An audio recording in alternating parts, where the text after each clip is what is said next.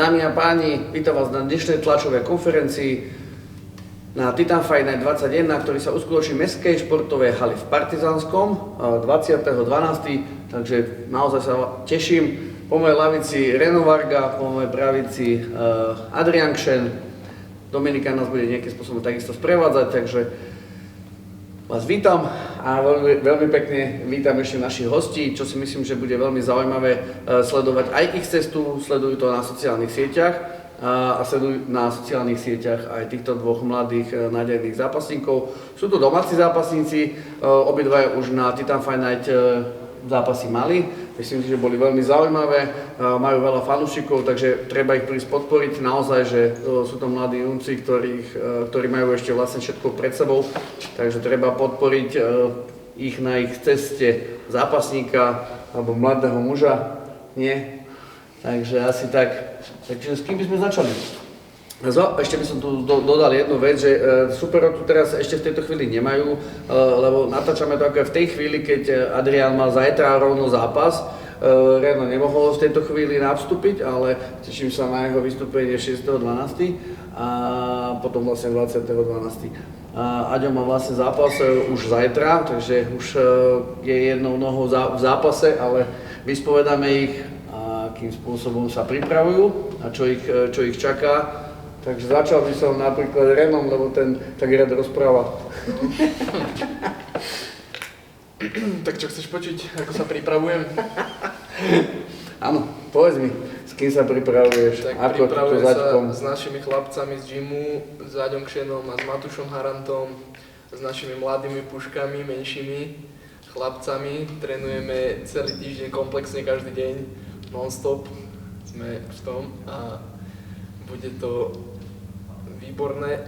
Ja som veľmi rád, že ťa tu doplním, lebo je to v poriadku, lebo zasa vezmeme si faktor, že vlastne tí chalani sú mladí a ešte nemajú až toľko skúseností, aj keď inokedy vie vyprávať veľmi dobre. Hlavne s tým rozprávaním nemáme skúsenosti, že Marek? To určite. Ale chcem povedať napríklad, že začal si chodiť vlastne aj viac na boxing, vydám tento faktor, chodíš teraz Erikovi aj. Tak ako aj to vnímaš, čo ti to pomáha, akým spôsobom? Tak hlavne teraz prechádzam z tej detskej kategórie z úderov do tela, už prechádzam na hlavu, tak chcem si vlastne vyskiliť viac ten box, tie údery na hlavu, aby som sa cítil v tom zápase v MMA-ku s údermi do hlavy lepšie. Dobre, na chvíľku ti dám pauzičku, ale ja sa k tebe za chvíľočku vrátim. Aďo, ty akým spôsobom sa pripravíš? Viem, že zajtra máš akurát zápas, hej, tak je to trošičku také iné, lebo ráno máš váženie, ale tak diváci určite budú chcieť vidieť. René, tak trénujeme všetci spolu, čisto mladé pušky, my, čo chodíme na zápasy, trénujeme spolu každý deň, celý týždeň a proste mákam každý deň, robím to, čo ma baví a to je moja príprava. Mákam každý deň, behám, chodím. Mám silovo-kondičnú prípravu a chcel by som teraz zase zapasiť viacej, lebo tak mal som cez leto takú prestávku, trošku som sa opustil a vlastne zajtra sa aj vraciam do môjho zápasu. Ja tu ešte... Do zápasového tempa a teším sa na to, tak nech už je to TFN-ko, milujem ľudí, milujem, keď je tam atmosféra, takže je to fakt, že super, tak bol by som rád, keby prídete podporiť. Ja chcem iba podotknúť, že ty takisto minulý rok si mal normálne so Schneidim jeden fantastický zápas, akože naozaj musím povedať, že to bolo riadna prestrelka, akože myslím si, že aj divákom sa to veľmi páčilo. Ty v rámci ligy ideš zajtra vlastne prvýkrát na hlavu, minulý rok si bol síce na hlavu, ale to bol trošku iný štýl a teraz ideš vlastne svoje MMA-ko, tiež s veľmi šikovným chalanom z chaosu a ty akým spôsobom to máš vlastne v hlave nejak pripravené to, že vlastne ideš už tieto údery. Tak pre mňa to nie je nič nové, keďže ja, keď som prišiel do gymu, mal som 12 rokov a začal som boxovať a fakt tie údery do hlavy sú mi cudzie, keďže v gyme sa bijeme niekedy viacej ako v tých zápasoch.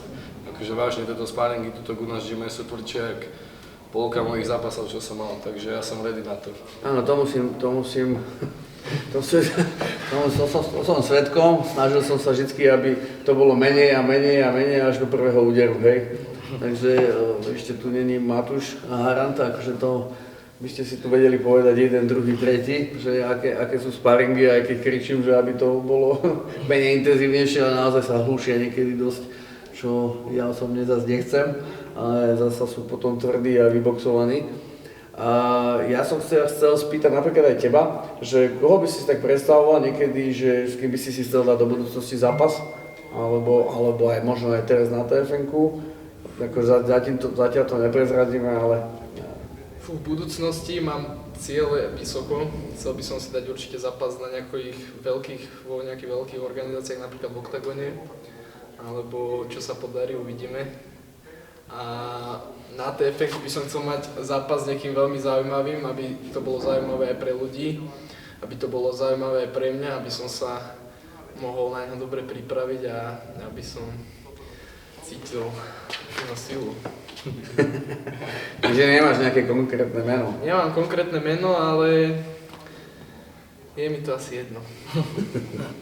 OK, a ja sa teba spýtam. Tak ja si tých superov nevyberám, ja berám fakt všetko, čo mi príde.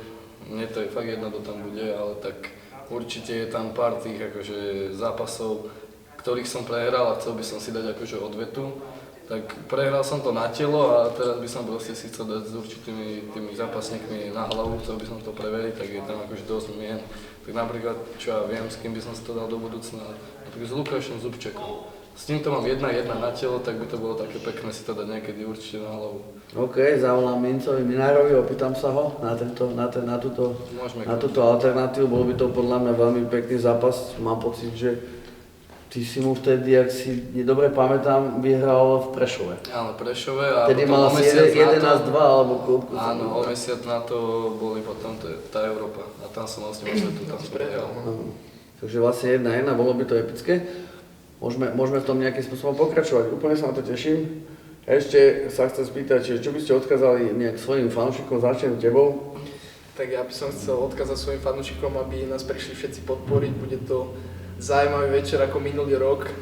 Dúfam, že naplníte halu ako minulý rok a zažijete parádnu atmosféru, ktorú vám vytvoríme ja a Aďo.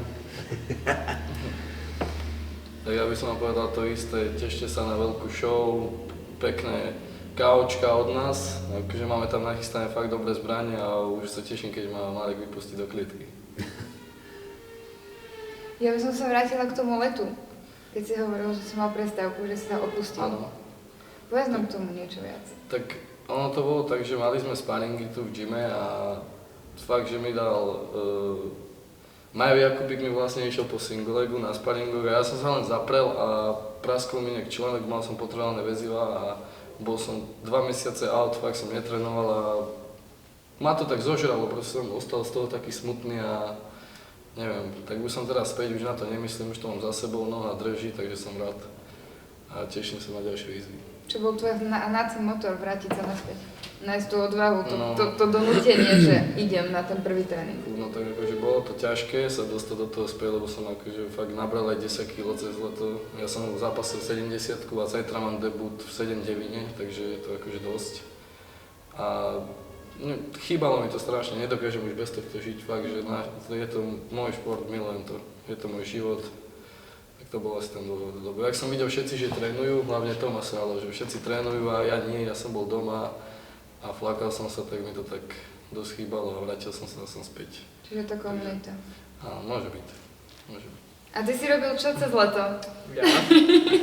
Ja som Ako cez si leto, sa pripravoval? Ja som cez leto trénoval každý deň s Matušom Harantom, aj keď tu Aďo nebol, tak my sme furt chodili na sparingy, trénovať. Ráno som chodil nejakú tú silovú prípravu, do toho nejakú kondičku behávať a večer sme si dávali tréningy v wrestlingu, boxu a takto som to nejak cez leto aj s nejakými tými brigádami sklbil. Dobre, ešte by som sa zase spýtala teba, Aďo. Hovorili ste, že máte pripravené tajné zbranie. Tak niečo nám o tom povedz. Tak nechcem moc akože nič hovoriť o tom, keďže tak máme akože ten skillset. Sme celkom dobrí v tom postoji, radi sa bijeme a vieme doručiť fakt dobré zápasy. A však viacej uvidíte 20.12. v hale v Partizánskom. Tak určite prídete sa pozrieť na to, čo máme nachystané. Super.